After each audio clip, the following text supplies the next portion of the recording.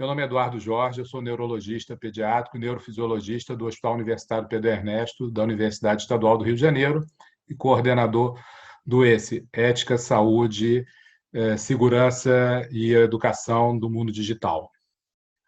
Hoje vamos falar um pouquinho sobre alterações neurológicas crônicas que podem decorrer da Covid-19, do SARS-CoV-2. A gente sabe que a gente está numa pandemia, isso começou há menos de um ano, então muito conhecimento vem acontecendo de uma forma muito rápida e as coisas mudam de um momento para o outro. Sabia-se inicialmente que a Covid era uma doença eminentemente respiratória, acreditava-se que ela era principalmente respiratória, mas com o correr do tempo da pandemia, das manifestações clínicas e dos trabalhos que a ciência vem produzindo, principalmente com relação a séries de casos e grupos de casos, começamos a perceber que a doença ela é multissistêmica, o vírus é multissistêmico, ele naturalmente entra pelo sistema respiratório, mas ele se dissemina por múltiplos órgãos. Então, ele afeta coração, afeta o sistema nervoso central, pode afetar o rim, pode afetar, inclusive, terminações periféricas, vasos. Então, ele leva a manifestações trombóticas, manifestações neurológicas, cardíacas, gastrointestinais. A gente vai falar um pouquinho hoje do que está aparecendo, que são manifestações neurológicas desse vírus. Então, a gente tem que diferenciar manifestações neurológicas primárias, ou seja, a invasão de um vírus, de qualquer micro-organismo, mas no caso do vírus, ao tecido direto, ao sistema nervoso central. Então, esses pacientes poderiam desenvolver uma coisa chamada encefalite, ou seja, o vírus atuaria direto no sistema nervoso central com alguma manifestação. Só para contextualizar isso do ponto de vista histórico, uma das coisas mais comuns que a gente vai falar é da anosmia. A anosmia seria a impossibilidade de você sentir cheiro, você teria uma dificuldade de sentir cheiro e, junto com isso, viria um sintoma chamado ageusia, que é a dificuldade de sentir gosto. Esse seria uma coisa secundária, porque 50% do nosso paladar vem do nosso olfato. Bom, a anosmia ela advém de quê? De uma alteração do bulbo olfatório. E o bulbo olfatório não é um nervo, ele é um prolongamento do sistema nervoso central. Então, desde o início das alterações pelo Covid, você já observa que há uma preferência, uma predileção também pelo sistema nervoso central. Então, a anosmia já seria um sinal direto, bem precoce, de uma entrada, de uma preferência, o que a gente chama de um tropismo em medicina pelo sistema nervoso central. Você pode ter também uma encefalite, quer dizer, uma inflamação do encéfalo. Essas encefalites poderiam levar até alterações destrutivas, isso não só do Covid, como de qualquer vírus. Aparentemente, ele não tem um tropismo pelo sistema nervoso central neste nível tão grande quanto outros vírus, mas também tem. E qualquer epidemia, se você tem muitos casos acontecendo, mesmo coisas raras, quer dizer, coisas que acontecem menos de 1% das vezes, vão acontecer também. Porque se você tem milhões de coisas acontecendo, você vai ter milhares de coisas raras acontecendo. Isso seriam alterações agudas. Do mesmo jeito que você tem alterações pulmonares, você pode ter alterações também no sistema nervoso central. Mas há um trabalho agora, mais recente, alguns trabalhos do Lancet, do JAMA, já falando em alterações mais crônicas do sistema nervoso, tanto central quanto periférico. Então, tão só da encefalite, que seja alterações do cérebro e do cerebelo, do tronco cerebral, que são estruturas dentro do sistema nervoso chamado central, quanto alterações do sistema nervoso periférico, ou seja, de nervos periféricos.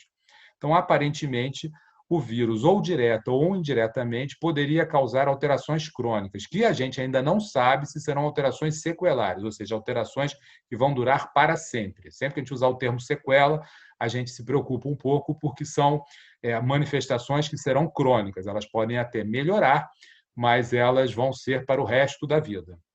Então, algumas das manifestações que já estão surgindo, e aqueles primeiros casos vão tendo até hoje, então, se você pegar casos da China, que já estão há 7 meses, alguns casos da Europa há 6 meses, alguns casos do Brasil também, você tem pessoas que evoluíram agudamente com delírio, tiveram alterações no nível de consciência, ou por uma encefalite, ou por uma alteração geral do cérebro por conta de alterações de falta de oxigenação, de infecções secundárias, mas você tem algumas pessoas que ficaram com alterações cognitivas, com dificuldades de memória ou de linguagem, depois de terem sido curadas pela Covid. Veja bem, o termo curado também a gente vai usar com um pouco de cautela e cuidado. A gente ainda não conhece essa doença, então, assim, os critérios de cura, até hoje você vê os artigos, a imprensa de uma forma geral, até os curiosos do grupo de Zap, todo mundo fala, todo mundo já sabe que está curado e ninguém sabe exatamente o que é isso. Mas, assim, mesmo pessoas já ditas curadas, já sem alterações agudas, sem você encontrar o vírus, elas continuam com manifestações clínicas.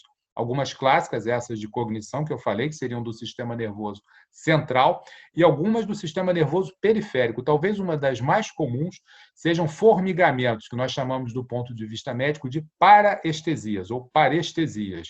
Quer dizer, é como se a pessoa tivesse formigas ou estivesse botando a mão no gelo, eventualmente sentindo um calor, principalmente em mãos e pés, extremidades, mas isso pode acontecer em qualquer área do corpo.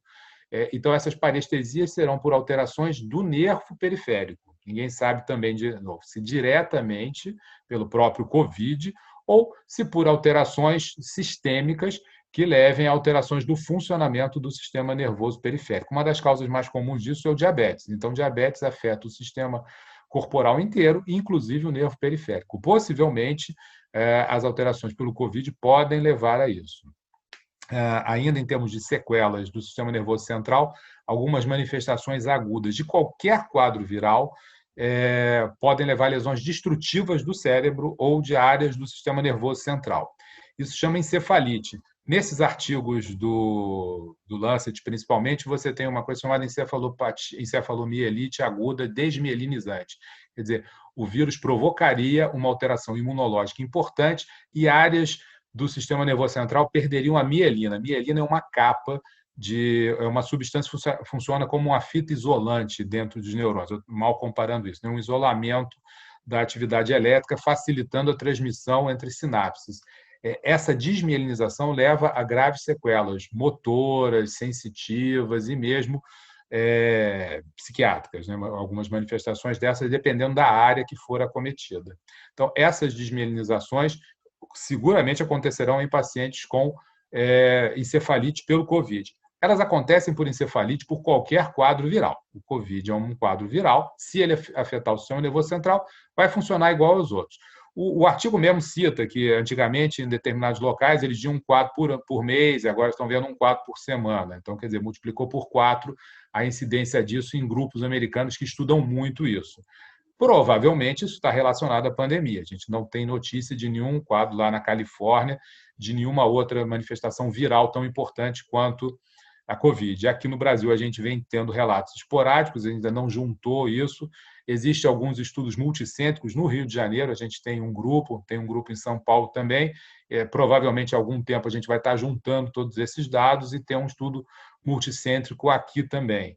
E aí a gente vai saber quais foram as manifestações neurológicas no Brasil. Muito provavelmente vão ser iguais às da Europa ou dos Estados Unidos. Então, só para relembrar, a gente pode ter alterações sequelares possíveis, a gente ainda não sabe se isso vai durar muito tempo, até torcemos para que não sejam alterações crônicas, mas que podem ser do sistema nervoso central ou por um acometimento direto do vírus, destruindo áreas do cérebro ou nervos periféricos, mas estamos falando primeiro do sistema nervoso central, e podemos ter também alterações imunológicas, desmielinizações, quer dizer, o vírus, como qualquer vírus, altera o sistema imunológico e ele destrói, ele desmieliniza áreas do cérebro. Essa é uma reação imunológica, quer dizer, do organismo contra ele mesmo, e essa destruição pode levar muito tempo para voltar ao normal, ou pode nunca mais voltar. Se nunca mais voltar, aí teremos sequelas.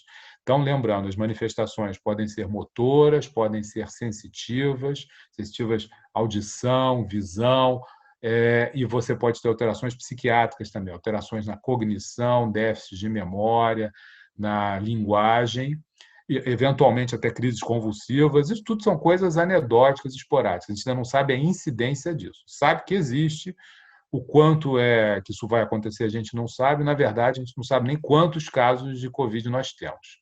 Certo? E nós temos alterações do sistema nervoso periférico. Essas alterações, principalmente alterações de sensibilidade, você pode ter uma diminuição de sensibilidade, mas talvez as mais comuns sejam parestesias, alterações tipo formigamentos, que podem incomodar muito.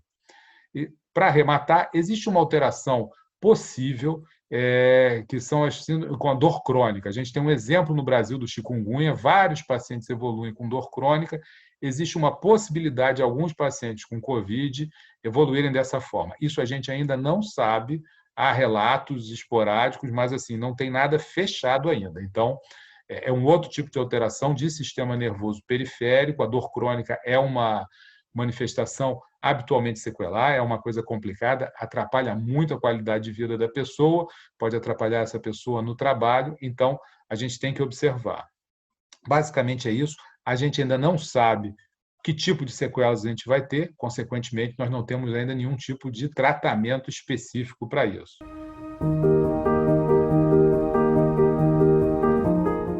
Temos uma alteração crônica possivelmente relacionada ao Covid, que é a síndrome da fadiga crônica. Do mesmo jeito que a gente falou em dor crônica, alguns pacientes têm um cansaço muito grande. Não se sabe exatamente se esse cansaço é só neurológico, é uma possibilidade grande, a gente levando isso em consideração outras viroses que levam à fadiga crônica, assim como a dor crônica, embora muitos pacientes tenham também alterações pulmonares crônicas, algumas alterações de restrição pulmonar.